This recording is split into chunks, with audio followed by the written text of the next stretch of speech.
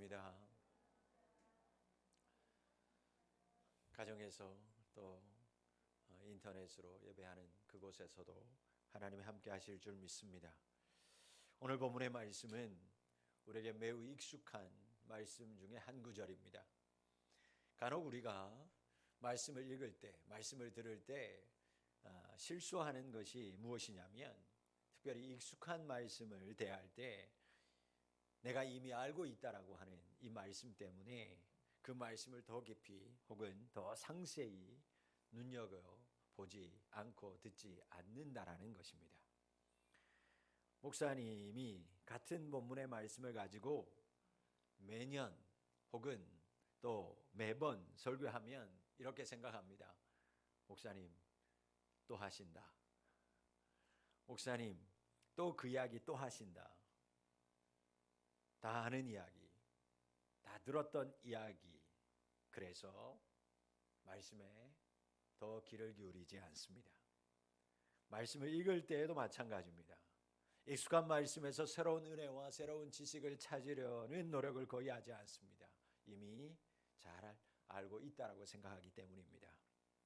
그래서 아주 익숙한 예화를 한번 시작해 봅니다. 목사님이 매번 같은 본문의 말씀을 가지고 설교를 합니다. 다음 주에는 달라지겠지. 그렇지 않습니다. 오늘도 여김없이 지난주에 했던 말씀 그대로, 본문도 그대로, 말씀도 그대로 전하십니다. 참다가 성도들이 찾아갑니다. 장로님, 찾아가서 목사님이 매번 설교를 똑같은 말씀을 하시는데 오늘 전한 말씀 지난주에도 전한 말씀입니다. 목사님 이렇게 얘기했어요. 잘 압니다, 장로님. 잘 알고 있습니다. 그런데도 우리 성도들이 그 말씀대로 살지 않으니 어쩝니까? 여러분, 오늘 본문의 말씀은 매우 익숙한 말씀이면서도 매우 중요한 말씀입니다. 오늘 말씀 안에는 구원의 절대적인 요소가 무엇인지 말씀하고 있는 말씀들이 담겨져 있어요. 구원받으려면, 내가 구원받았다면 절대적인 이 요소가 있어야 하고 또한 계속 간직되어져야만 합니다. 그러면 구원받으려면 무엇이 필요할까요? 구원에 반드시 필요한 두 가지가 무엇이냐면, 첫째는 여러분 믿음입니다. 여러분 구원받으려면, 구원받은 사람에게는 반드시 믿음이 있어야 합니다. 그렇다면 구원받는 믿음이라는 것이 있는데, 이 구원받는 믿음은 어떤 믿음이어야 하는가? 이게 중요한 거 아니겠어요?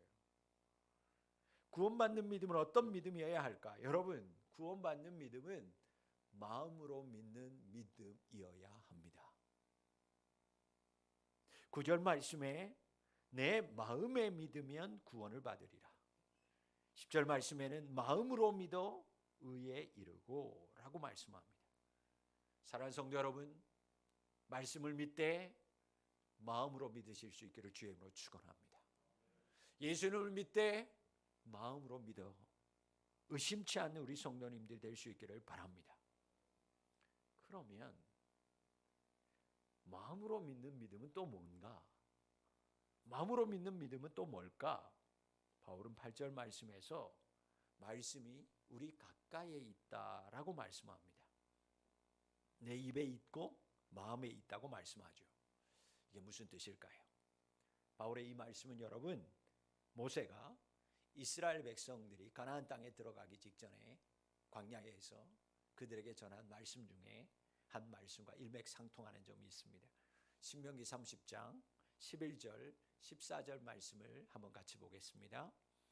이렇게 하나님이 말씀합니다. 내가 오늘 내게 명령한 이 명령은 내게 어려운 것도 아니요 먼 것도 아니라 하늘에 있는 것이 아니니 내가 이르기를 누가 우리를 위하여 하늘에 올라가 그의 명령을 우리에게로 가지고 와서 우리에게 들려 행하게 하랴 할 것이 아니요 이것이 바다 밖에 있는 것이 아니니 내가 이르기를 누가 우리를 위하여 바다를 건너가서 그의 명령을 우리에게로 가지고 와서 우리에게 들려 행하게 하랴 할 것이 아니라. 같이 읽을까요? 오직 그 말씀이 내게 매우 가까워서 내 입에 있으며 내 마음에 있은즉 내가 이를 행할 수 있느니라. 아멘. 여러분, 이 말을 쉽게 이야기하자면 이런 말이에요. 인터넷 뒤지지 않아도, 신학 서적을 찾아보지 않아도, 신학자가 와서, 교수님들이 와서 이곳에 와서 하나님 말씀 전하지 않아도 하나님의 말씀은 이미 여러분들의 입에, 여러분들의 마음에 다 있다라는 것입니다. 그렇기 때문에 마음만 있다면 얼마든지 하나님의 말씀은 지킬 수 있을 만큼 먼 곳에 있는 것이 아니라 여러분들 가까이에 이미 있다라는 말씀이에요. 바다에 건너가 봐야 하나님의 말씀이 거기 있는 것도 아니고 저 높은 하늘에 올라가야 봐야 하나님의 말씀이 있는 거 아니라는 거예요. 이미 하나님의 말씀이 여러분들의 마음 가운데, 입술 가운데 가까이에 있다라는 말씀이에요. 뜻을 몰라서, 정말 여러분들이 말씀을 몰라서, 하나님의 뜻을 진정 몰라서 말씀대로 살지 않는 것이 아니다는 것입니다. 우리가 말씀대로 살지 않는 것은 여러분, 머리로는 사실 말씀은 이미 다 알고 있습니다. 그 마음에는 그 말씀대로 살고자 하는 마음이 안 생기기 때문에 우리가 하나님의 뜻 가운데 살지 않는다라는 것이에요. 사도 바울 당시 유대인들은 하나님을 향한 대단한 열정을 가지고 있었던 사람이에요. 하루에 3번씩, 그리고 매주마다 정한 날에 하루에 또 일주일에 1-2번씩 금식하고 하나님을 향한 열심이 대단했습니다. 하지만 그들의 열정, 그들의 열심은 하나님의 의와는 거리가 먼 자신들의 의로움을 드러내는 열정에 불과했습니다. 저들에게 귀한 율법의 말씀이 있었습니다. 그 율법을 머리로, 입으로는 그들이 달달달달 외우고 있었지만 마음에 그 율법을 담고 사는 사람들은 없었습니다. 그러다 보니 율법의 정신대로 살지는 않고 말로만 의와 율법을 추구하며 살아갔습니다. 여러분, 앞선 예화에서 왜 목사님이 같은 말씀을 계속 전했을까요? 왜 목사님께서 다 알고 있음에도 불구하고 계속해서 같은 본문으로 같은 말씀을 왜 계속 전하셨습니까? 말씀을 다 알고는 있는데, 그 말씀의 뜻이 무엇인지도 다 알고 있는데 삶에서 그렇게 살아가지 않고 있기 때문에 같은 말씀을 전하셨던 거예요. 여러분, 말씀을 안다고 하고 믿음은 있다고 하는데 삶의 변화가 없는 우리의 모습을 지적하는 예화 아닙니까? 사랑하는 성도 여러분, 마음에 있는 믿음이란 예수 그리스도의 사역에 대한, 그분에 대한 지식을 가지고 있을 뿐만 아니라 그 예수님에 대한 지식을 통해서 자신의 모든 삶이 변화되는 것임을 믿으시기를 바랍니다. 그것이 바로 마음에 있는 믿음이에요. 머리로는 다 알고 있습니다. 내가 어떻게 살아야 할지 여러분들이 이미 다 알고 있어요. 그러나 여러분, 마음에 있는 믿음이 없기에 그렇게 살지 못하는 것입니다. 마음에 있으면 삶이 변화가 됩니다. 가까이에 있다라는 건 여러분, 중심에 있다라는 거예요. 중심에 있으면 여러분 그렇게 살아가는 건 당연한 것입니다. 그런데 외우고 다 알고 있는데 살지를 않아요. 살아가지를 않아요. 살아가지지가 않는 거죠. 왜? 말씀이 중심에 없으니까요. 여러분, 말씀이 가까이 있는 것이 아니라 말씀이 너무 멀리 있는 거예요. 말씀이 가까이 있는 것이 아니라 너무 멀리 있는 거죠. 그러기에 여러분, 그것은 하나님이 인정하는 믿음이 아니요, 참 믿음이 아닙니다. 아는 것과 가까이 있는 것은 다릅니다. 아는 것과 마음의 중심에 있는 것은 다른 차원입니다. 유대인들은 하나님의 말씀을 가까이 하는 듯 했습니다. 마음에 있는 듯 했어요. 그러나 실제 현실은 마음에 말씀이 없는 사람이었어요. 말씀에서 떨어져 있었던 사람들이었습니다. 여러분, 믿음은 말씀을 가까이 하는 사람인 줄 믿습니다. 믿음은 말씀을 마음에 담고 사는 사람인 줄 믿습니다. 이런 사람 여러분 척하지 않아요. 척할 수 없어요. 교회 안에서만 그리스도인 하지 않습니다. 말씀을 가까이 하고 있기에 여러분 생활에서 말씀대로 살아갑니다. 아니, 말씀이 있으니까 중심에 있어 살아냅니다. 삶이 말씀대로 변화되어져 갑니다. 사랑하는 푸른 비전 교회 성도 여러분, 살아계신 하나님의 말씀이 여러분들 입술 가까이, 분명히 살아 역사하시는 말씀이 여러분들 마음 중심 가까이에 있는 참 믿음의 사람이 되실 수 있기를 주의 이름으로 축원합니다. 말씀대로 변화되어지는 삶을 살아내시는, 그래서 구원받은 사람임을 증거하고 자랑할 수 있는 저와 여러분 될 수 있기를 축복합니다. 구원받으려면 반드시 무엇이 필요할까? 두 번째는 여러분, 고백이 있어야만 합니다. 바울이 말하는 복음에는 두 가지 핵심적인 믿음의 고백이 있었어요. 고백. 사랑하는 사람이 마음 중심에 있습니다. 여러분, 마음에만 담고 있으면 상대방이 알 듯 말 듯 합니다. 분명히 사랑하는 것 같은데 저 남자가 말을 안 하네. 네, 요즘이야 여자들도 내가 사랑해 이렇게 하지만 잘 그러지 못하잖아요. 아니, 여자는 남자들, 분명히 나도 사랑하고 저 사람도 중심에 있는 것 같은데 말을 안 하면 여러분 모른다니까. 여자 긴가민가. 그래서 고백하는 거예요. 나랑 결혼해 주세요. 여러분, 이거 안 하면 평생 후회합니다. 살면서 당신은 안 했잖아. 고백해야 돼. 고백. 여러분, 바울이 말하는 복음에는 여러분 두 가지의 고백, 믿음의 고백이 들어가 있습니다. 첫 번째 고백은 뭐냐면 주님이신 예수님에 대한 고백이었고, 두 번째 고백은 하나님이 예수님을 죽은 자 가운데서 살리셨습니다라고 하는 고백입니다. 9절 말씀 볼까요? 자, 9절입니다. 만일 내 입으로 예수를 뭐라고 시인하면? 주로, 주님으로 시인하며. 여러분, 내 입으로 예수님을 어떻게 고백하면? 주님이라고 고백하며. 또 하나님께서 그를, 여기서 말하는 그는 예수 그리스도, 하나님께서 그를, 예수님을 죽은 자 가운데서 살리셨다라는 것을 믿으면 뭐 한다고요? 구원을 받으리라. 여러분, 사실 이 9절 말씀은 두 문장으로 나누어져 있죠. 두 가지의 고백으로. 그렇지만 실제적으로는 한 가지의 고백이에요. 예수님을 주님으로 주로 고백한다. 하나님께서 예수님을 죽은 자 가운데서 살리셨다. 여러분, 이게 다 무엇에 대한 고백입니까? 바로 부활하신 예수님에 대한 고백이에요. 예수님 왜 주가 되셨냐는 거예요. 여러분, 우리가 예수님을 왜 주라고 고백해요? 예수님이 죽음에서 부활하셨기 때문에 내가 주님이라고 고백하는 거예요.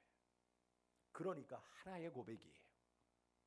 여러분, 예수님의 부활의 고백을 좀 더 자세히 살펴보면 바울은 부활이라는 이 고백의 의미를 두 가지로 표현합니다. 우선은 구원에 이르는 믿음은 예수님을 뭐라고? 주 예수를 고백해야 한다는 거예요.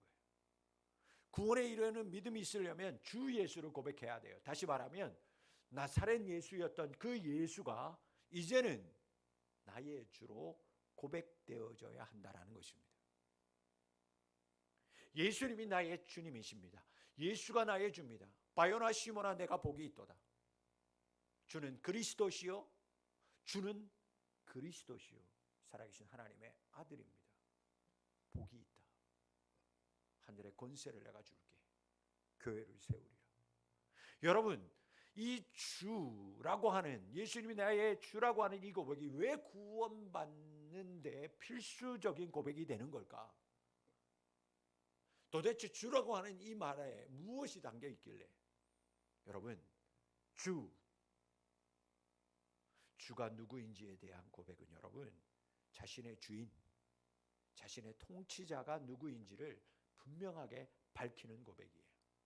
즉, 예수님을 주로 고백하는 사람은 죽었다 다시 살아나신 부활하신 예수님이 나의 주인입니다, 나를 통치하십니다라는 것을 믿음으로 고백하는 사람이에요. 그래서 구원받는다라는 거예요. 아니, 그렇다면 주라는 고백이 대체 무엇이기에, 얼마나 대단한 고백이기에 예수님을 주님이라고 고백하면 구원받을 수 있는 걸까? 여러분, 이 주 안에 어떤 권세가 있을까요? 우리가 사도신경을 고백하죠. 고백할 때 예수님에 대해서 뭐라고 고백합니까?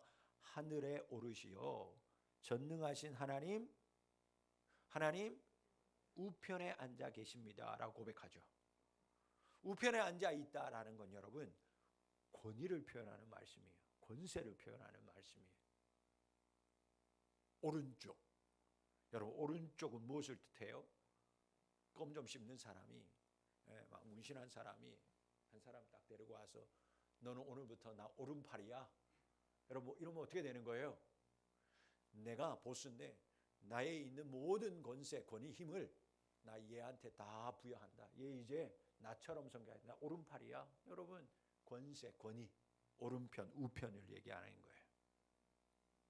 엄청난 힘, 놀라운 권세가 있는 사람이라는 뜻이죠. 그러므로 여러분, 예수님이 하나님 우편에 앉아 있다는 이 고백은 하나님의 그 권세, 하나님의 그 놀라운 힘, 그 권위가 예수님에게 그대로 위임되어져서 예수님이 그 하나님으로부터 위임받은 그 능력과 권세와 힘으로 온 세상을 다스리시는데, 그 온 세상을 다스리는 중에 나 같은 자도 하나님께서, 예수님께서 하나님으로 위임받은 그 힘과 능력과 권세로 다스리시고 통치하신다라는 거예요. 그러니 여러분, 그분의 이름을 주라고 고백하는 사람은 예수님의 그 권세와 힘과 능력으로 나를 구원하여 주시는 거예요. 구원하실 힘과 능력은 여러분 누구에게만 있느냐? 부활하셔서 하나님 보좌 우편에 앉아 계신 예수님 외에 그 누구에게도, 그 어떤 신에게도 여러분, 그 구원하는 능력은 그 어떤 신과 어떤 이에게도 주어지지 않았습니다. 오직 구원은 누구에게만? 예수 그리스도에게만 있는 줄 믿습니다. JMS 때문에 또 떠들썩한데, 우리나라에 100명이 자기가 주라고 얘기한다는데, 여러분 말씀 좀 보라고 하세요. 오직 주는 오직 한 분, 예수 그리스도밖에 없는 줄 믿습니다. 그래서 우리가 구원받는 거예요. 그 사람들이 구원받는 게 아니라, 그 사람들로 구원받는 게 아니라.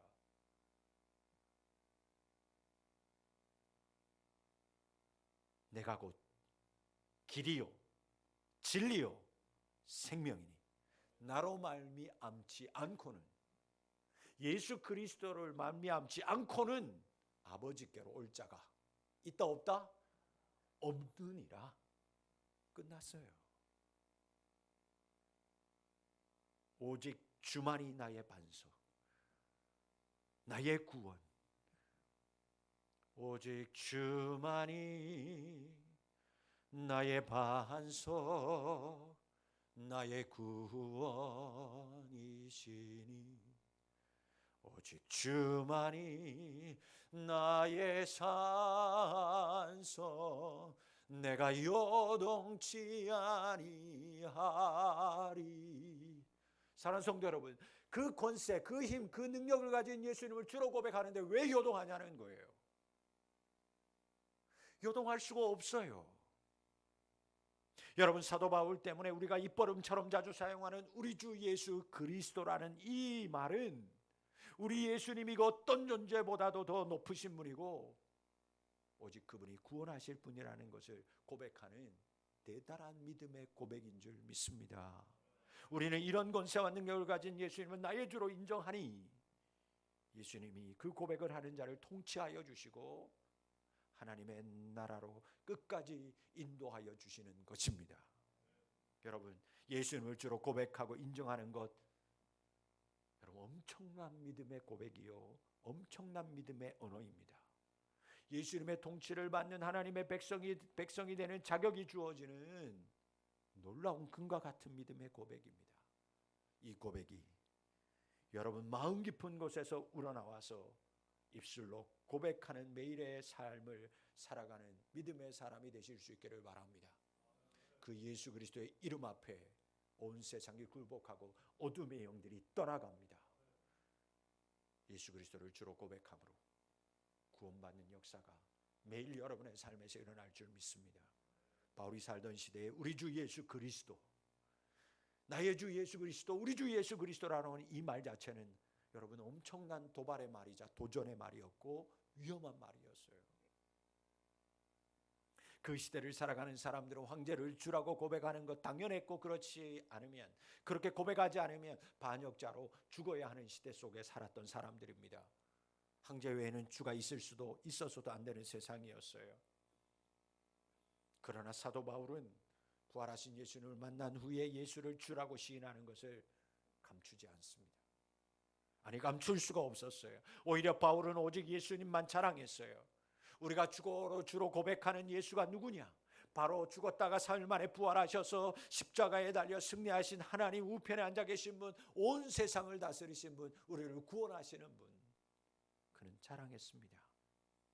바울은 그리스도인들이 비록 고난 중에 있지만 하나님 우편에 앉아서 있는 그 우리 예수님을 바라보면서 예수 그리스도를 생각하라고, 예수님만 생각하라고, 예수님을 주로 고백하는 신자들이 되라고 그는 힘있게 그들을 격려했습니다.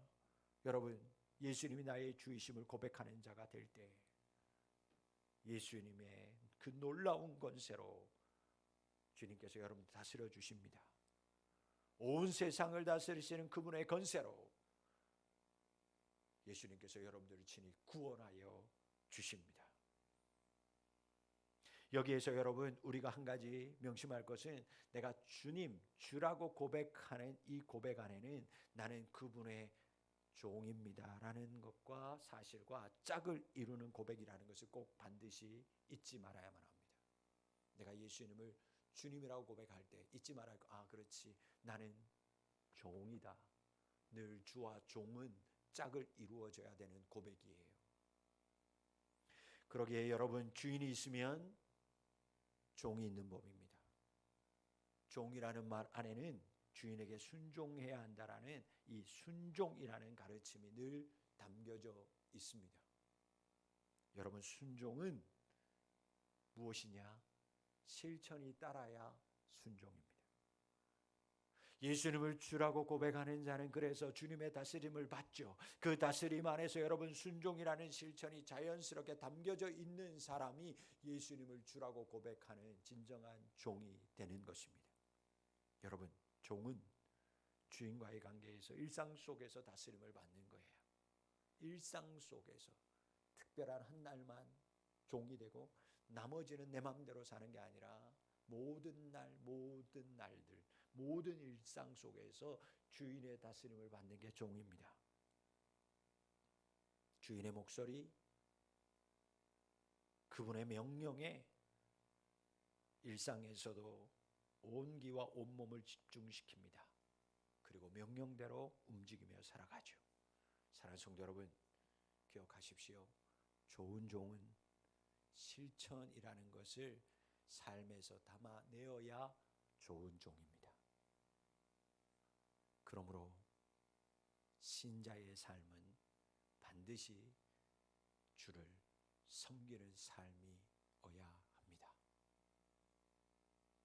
한 날이 아니라, 특별한 시간이 아니라 나의 모든 삶의 자리에서 주님을 섬기는 삶이 될 때 그가 신자요, 그가 주님을 고백하는 진정한 믿음의 종이 되는 줄 믿습니다.